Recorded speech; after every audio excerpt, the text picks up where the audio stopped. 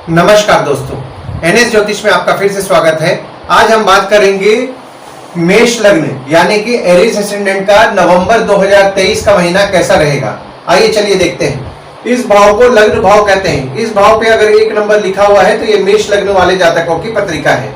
आइए देखते हैं कौन कौन से ग्रह शुरुआती तौर पे आपके किस किस स्थान पे बैठे हुए हैं।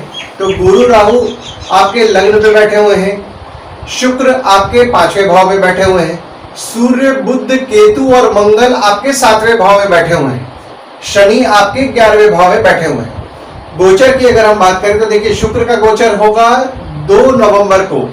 शुक्र 2 नवंबर को आपके 5वें भाव से 6वें भाव में गोचर करेंगे और 29 नवंबर को आपके 6वें भाव से 7वें भाव में गोचर करेंगे।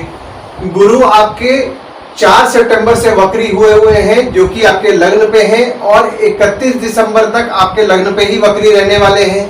बुध 6 नवंबर को आपके 7वें भाव से आपके 8वें भाव में गोचर करेंगे और 26 नवंबर को आपके 8वें भाव से आपके 9वें भाव में गोचर करेंगे।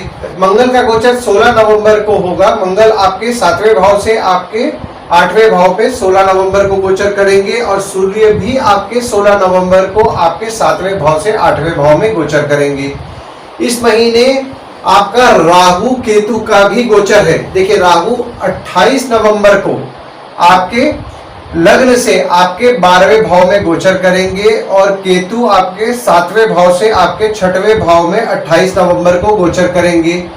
और शनि 3 नवंबर से जो कि आपके वक्री थे वो मार्गी हो जाएंगे। यहाँ पे दृष्टियों के लिए मैंने कुछ मार्किंग कर दिया है ताकि आपको समझने में आसानी जाए। तो शनि की दृष्टि के लिए मैंने स्टार मार्किंग कर दिया है, गुरु की दृष्टि के लिए मैंने डॉट मार्किंग कर दिया है और मंगल की दृष्टि के लिए मैंने हैश मार्किंग कर दिया है।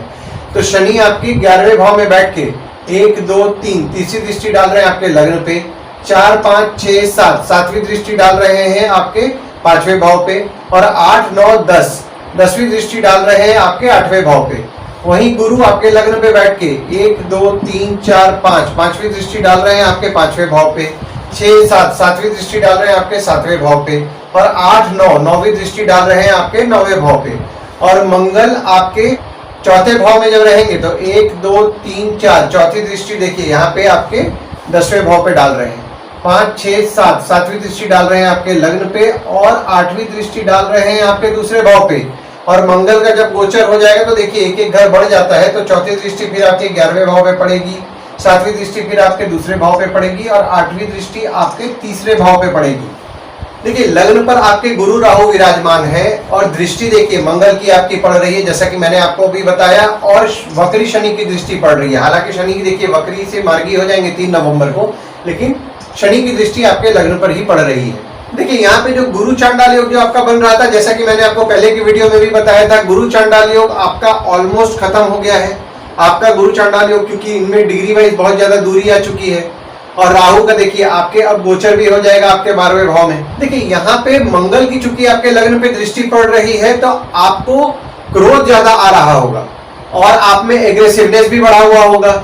उसमें आपका 16 नवंबर के बाद आपको सुधार देखने मिलेगा और 3 नवंबर के बाद आप में आलस्य कुछ बढ़ने वाला है। देखिए जब आपके लग्न पे आए थे ना तो आपके 12वें भाव के स्वामी हैं जो कि आपके लग्न पे आए थे, तो आपका 22 अप्रैल के बाद आपका स्वयं पे खर्चा बढ़ा हुआ होगा।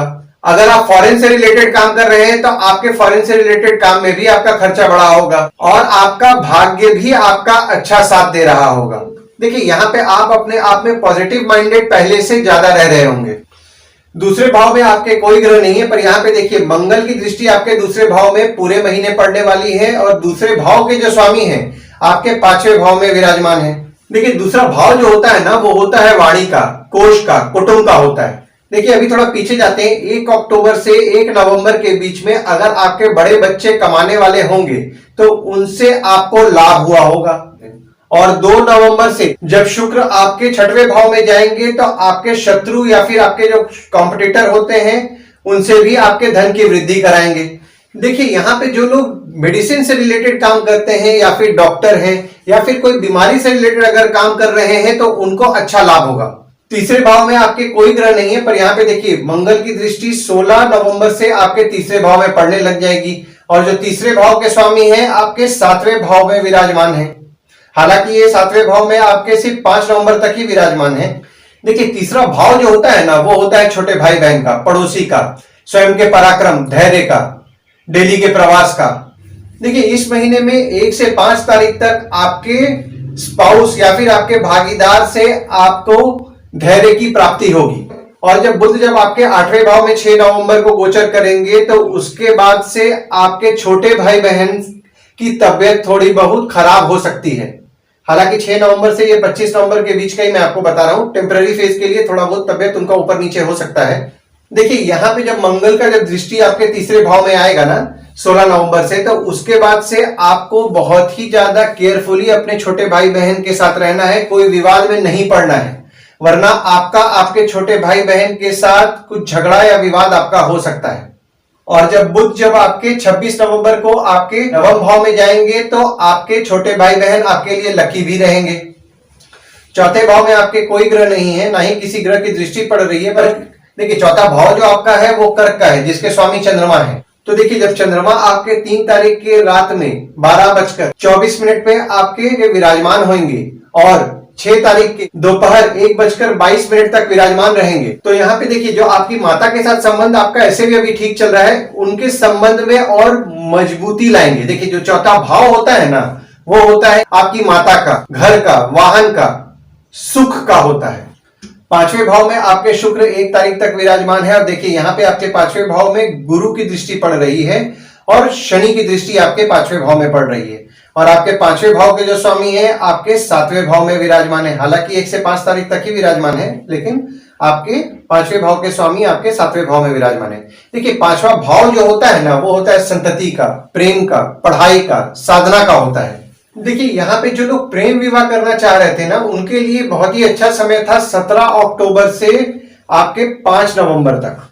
अगर आप इस समय बात किए होंगे तो आपके फेवर में बात जाने की बहुत ज्यादा संभावनाएं रही होंगी। पर देखिए जैसा कि मैंने आपको पहले भी बताया था ना, ये योग होना चाहिए, तब ये आपके लिए ज्यादा फलदायी रहेगा। यहाँ पे देखिए जो स्टूडेंट्स है ना, उनकी पढ़ाई में 6 नवंबर के बाद थोड़ी बहुत दिक्कतें आएंगी और प्रेम संबंध में भी थोड़ी बहुत दिक्कतों का आपको सामना करना पड़ेगा।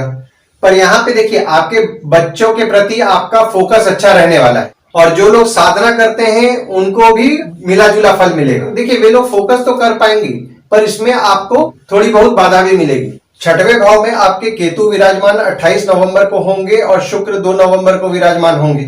और जो 6वें भाव के जो स्वामी हैं आपके 7वें भाव में फिलहाल 1 से 5 तारीख तक रहेंगे और 6 तारीख से जब वो आपके 8वें भाव में जाएंगे तो देखिए यहाँ पे बुध से आपके पत्रिका में विपरीत राजयोग का निर्माण हो रहा है।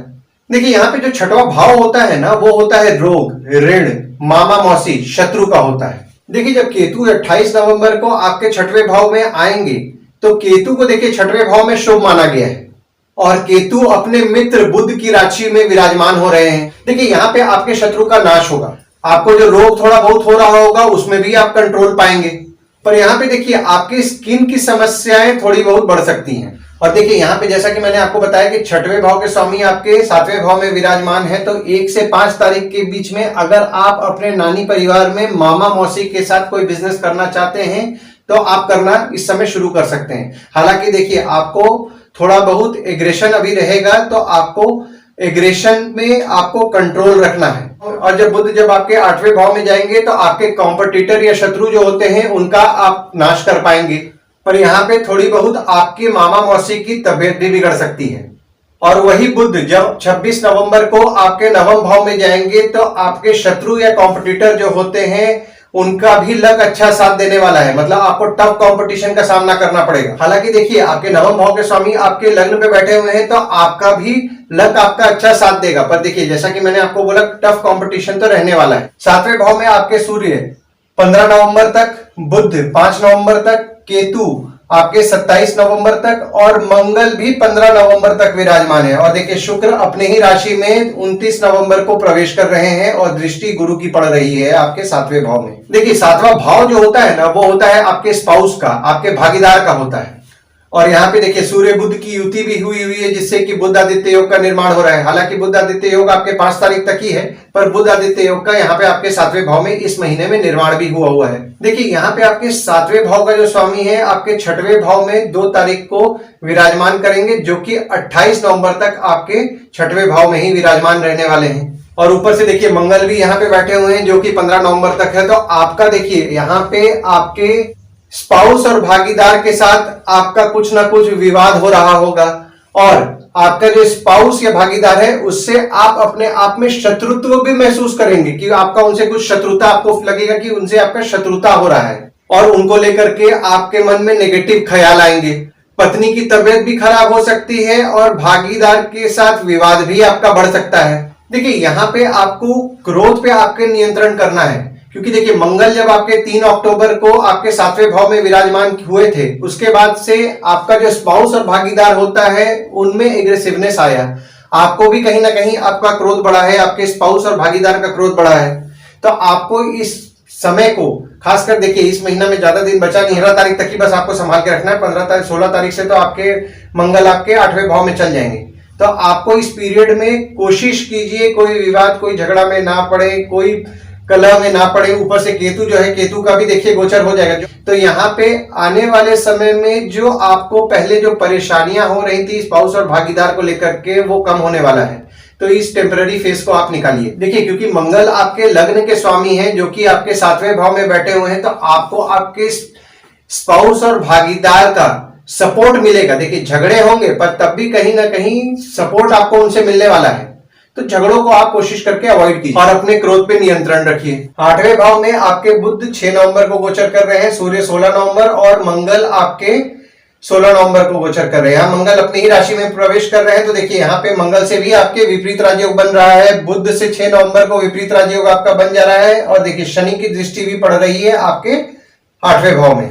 देखिए मंगल जो है आपके लग्न के भी स्वामी है जो कि आपके 8वें भाव में आ रहे हैं। तो थोड़ा बहुत आप संभल करके रहिए, आपको थोड़ा बहुत चोटपाट लग सकता है। ससुराल के लोगों की भी कुछ तबीयत बिगड़ सकती है, पर आपके अचानक धन लाभ के भी योग बन रहे हैं।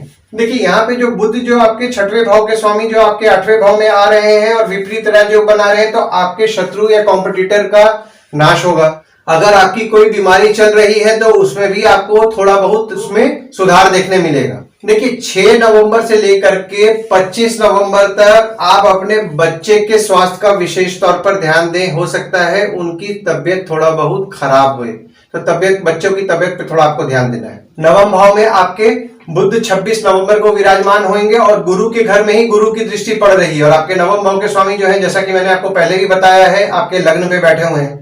देखिए 26 नवंबर के बाद आपके छोटे भाई बहन जो है आपके लिए लकी होंगे। हालांकि देखिए आपका हो सकता है उनसे थोड़ा बहुत झगड़ा होए, बट आपको आपके क्रोध पे नियंत्रण कर रखना है, तो उससे फिर आप विवाद से बच सकते हैं। और यहाँ पे आपके छोटे भाई बहन आपके लिए लकी भी साबित हो रहे हैं। देखिए यहाँ पे आपको आपके धर्म से ढाढ़स बढ़ेगा, काम में आपको सक्सेस भी जल्दी मिलेगा। देखिए पर यहाँ पे आपके जो शत्रु या कॉम्पिटिटर जो होते हैं ना, उनका भी लक फैक्टर सुधरने वाला है। तो आपको, जैसा कि मैंने आपको पहले बताया, थोड़ा बहुत आपको टफ कंपटीशन का सामना करना पड़ेगा।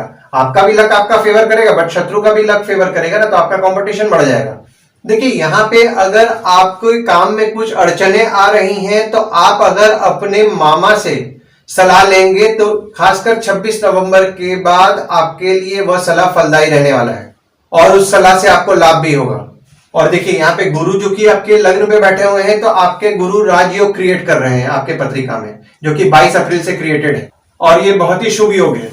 दशम भाव में आपके कोई ग्रह नहीं है, पर यहाँ पे मंगल की दृष्टि 15 नवंबर तक आपके दशम भाव में पड़ रही है और दशम भाव के जो स्वामी हैं आपके 11वें भाव में बैठे हुए हैं।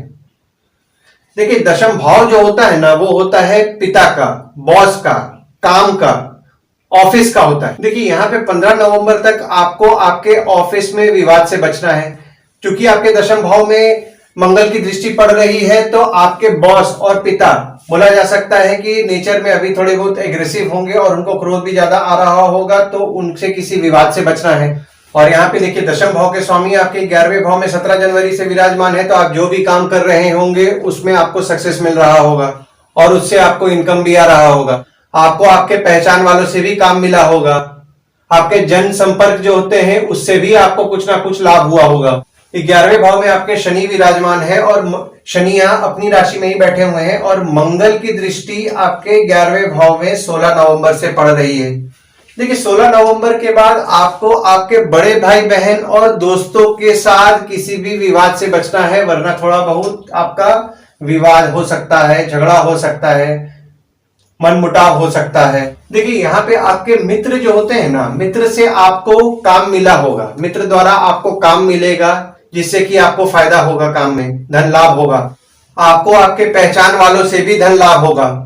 देखिए शनि चूंकि अपनी राशि में 11वें भाव में बैठा है तो ये योग तो बहुत शुभ बना रहा है, पर जिस स्पीड में आप एक्सपेक्ट कर रहे होंगे कि आपको फायदा होगा वैसा नहीं होगा, क्योंकि शनि का जो स्पीड होता है, ट्रांजिट स्पीड, वो बहुत स्लो होता है। तो एक राशि में लगभग 2.5 साल रहते हैं, तो वो फल भी बहुत आराम से देते हैं। तो आपको फल जरूर मिलेगा, लेकिन जिस समय आप एक्सपेक्ट कर रहे होंगे उस समय आपको फल नहीं मिलने वाला है। 12वें भाव में आपके राहु 28 नवंबर को गोचर करेंगे और 12वें भाव के जो स्वामी हैं वो आपके लग्न पे 22 अप्रैल से विराजमान है।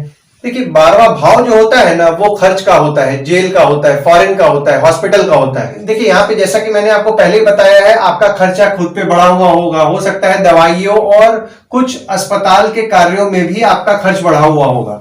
और अगर आप विदेश संबंधित काम करते हैं, जैसे कि फॉरेन से रिलेटेड काम कर रहे हैं, जैसे कि इंपोर्ट एक्सपोर्ट हो गया, या फिर आपका फॉरेन से आप प्रोजेक्ट उठाते हैं, तो उस काम पे भी आपका खर्चा बढ़ा हुआ होगा। पर यहाँ पे देखिए 28 नवंबर को जब राहु आपके 12वें भाव में गोचर करेंगे तो यहाँ पे देखिए आपका खर्च कम होगा और आप खुद से काम करेंगे। देखिए यहाँ पे राहु के गोचर से आप अपने परिश्रम से सुखी जीवन व्यतीत करेंगे। आइए गुड डेट्स और बैड डेट्स के बारे में जान लेते हैं।